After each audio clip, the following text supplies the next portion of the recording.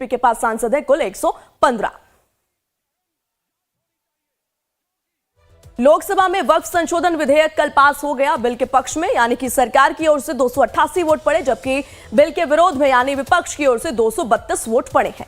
2 घंटे की लंबी वोटिंग प्रक्रिया के बाद फाइनल नतीजा आया। इसमें दर्जनों संशोधन पर भी वोटिंग हुई। वोटिंग से पहले दिन भर चर्चा चली। कुल 12 घंटे तक नॉन स्टॉप बहस हुई। उसके बाद संसदीय कार्य मंत्री किरेन रिजिजू ने इस बिल को लोकसभा में जवाब दिया, जिसमें उन्होंने स्पष्ट किया कि बिल मुस्लिम समाज के विकास के लिए है। विरोध करने वाले नेता जानबूझकर समझना नहीं चाह रहे और वोट बैंक के लिए मुसलमानों के बीच भ्रम फैलाया जा रहा है। तो 12 घंटे की कुल कार्रवाई, जिसके बाद यह बिल पास हो गया है। माननीय सदस्यगण, शुद्धि के अद्यतन मत विभाजन का परिणाम इस प्रकार है। पक्ष में 288, विपक्ष में 232। प्रस्ताव स्वीकृत हुआ और विधेयक यथा संशोधित पारित हुआ।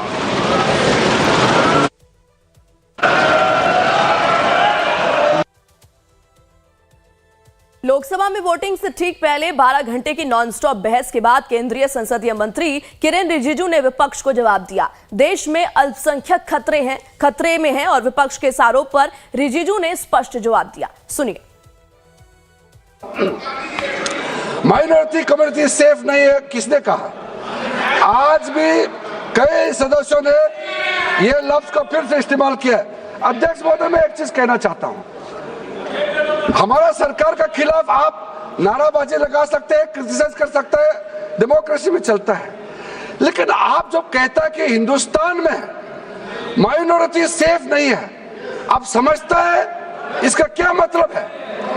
मैं दावे के साथ कह सकता हूं, मैं खुद एक माइनॉरिटी हूं। हिंदुस्तान से ज्यादा माइनॉरिटी का सेफ्टी कहीं और नहीं है। इस देश में हर एक माइनॉरिटी शान से जीने का अधिकार रखता है। अध्यक्ष महोदय जी, ये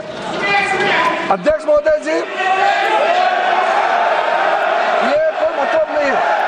अध्यक्ष महोदय जी, आपको मैं छोटा सा उदाहरण देना चाहता हूं।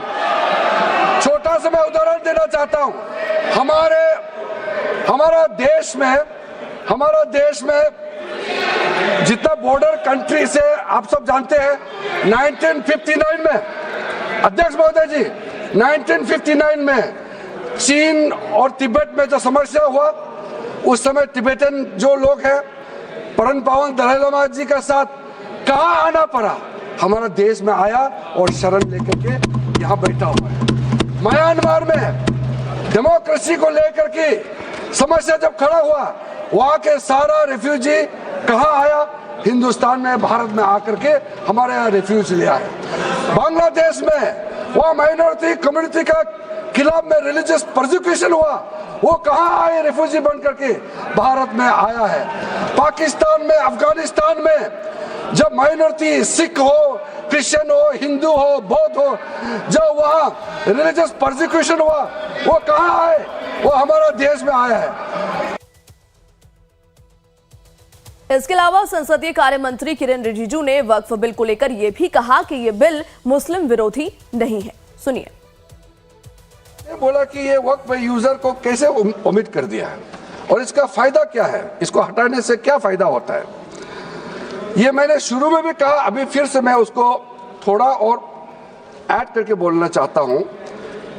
ये जो वक्फ यूजर, चलते फिरते में कोई कहता है कि एक जमाने में यहाँ मेरा बाप दादा या उस जमाने में ये जमीन को ऐसा इस्तेमाल करता था, अगर कोई बोल देता है, अगर वक्फ बोर्ड कहने पर उस जमीन को, उस जगह को वक्फ डिक्लेयर कर देता है, तो ये कैसे हम मान सकता है?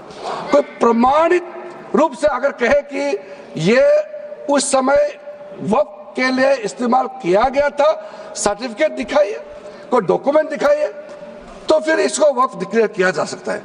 कहने पर, आप क्लेम करने पर इसको डिक्लेयर करेंगे, आप कैसे मान्यता दे सकते हैं? इसका कोई धर्म का बात ही नहीं है। कई लोगों ने कहा कि एंटी मुस्लिम है। अब बताइए, एंटी मुस्लिम कैसे हो गया? चाहे मुसलमान का हो, हिंदू का हो, सिख, जैन, ईसाई, सबका हर जमीन देश का ही जमीन है। उसमें कानूनी तौर पर अगर कोई जमीन का अधिग्रहण करता है, डिक्लेरेशन करता है, रजिस्ट्रेशन करता है, सबको वेलकम करना चाहिए।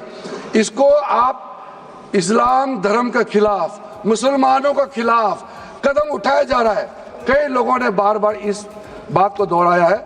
मैं मानता हूं कि हम लोग जब इतना विस्तार से चर्चा कर रहे हैं तो जब इल्जाम लगाते हैं तो बिना तर्क का इल्जाम नहीं लगाना चाहिए।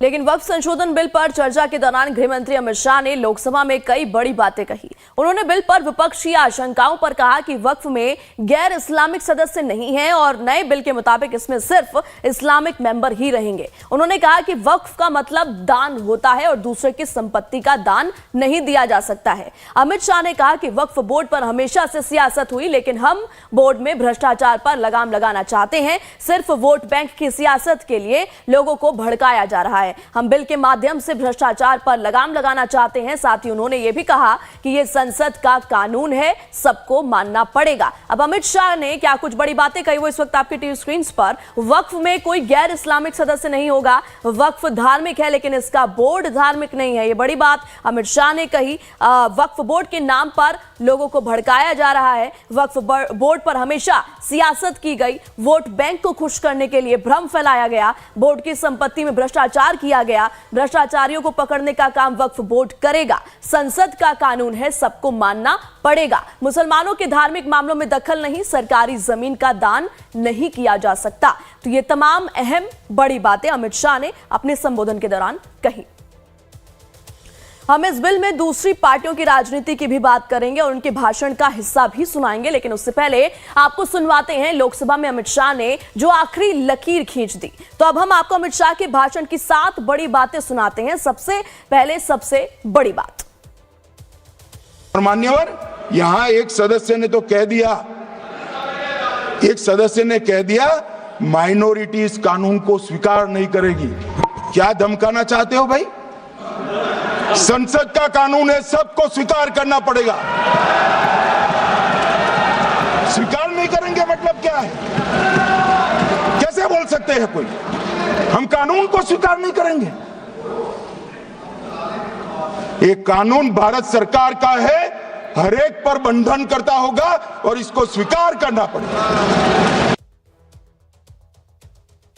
अमित शाह ने कहा कि 2013 में वक्फ कानून में संशोधन के बाद कई राज्यों में मंदिरों, चर्चों और सरकारी जमीनों पर वक्फ बोर्ड द्वारा दावे किए गए। शाह के मुताबिक इसी संशोधन की वजह से नया विधेयक लाना पड़ा। अमित शाह ने एक और बड़ी बात कही जिसमें वक्फ में गैर मुस्लिम सदस्य को शामिल किए जाने को लेकर कही जा रही बात को साफ किया गया। सुनिए। हमने साहब, मैं अभी भी आपके माध्यम से, इस सदन के माध्यम से देश भर के मुसलमान भाइयों बहनों को कहना चाहता हूं, आपके वक्फ में एक भी नॉन मुस्लिम नहीं आएगा। ये एक्ट में ऐसा कोई प्रावधान नहीं। मगर जो वक्फ बोर्ड है और वक्फ परिषद है, उसका काम क्या है? वक्फ की संपत्तियां मान्यवर बेच खाने वाले लोगों को पकड़कर इसके बाहर निकालने का। अमित शाह ने अपने संबोधन में और क्या कुछ बड़ी बातें कही बताएंगे आपको। रुकेंगे थोड़ी देर के लिए, देखते रहिए लाइव टाइम्स।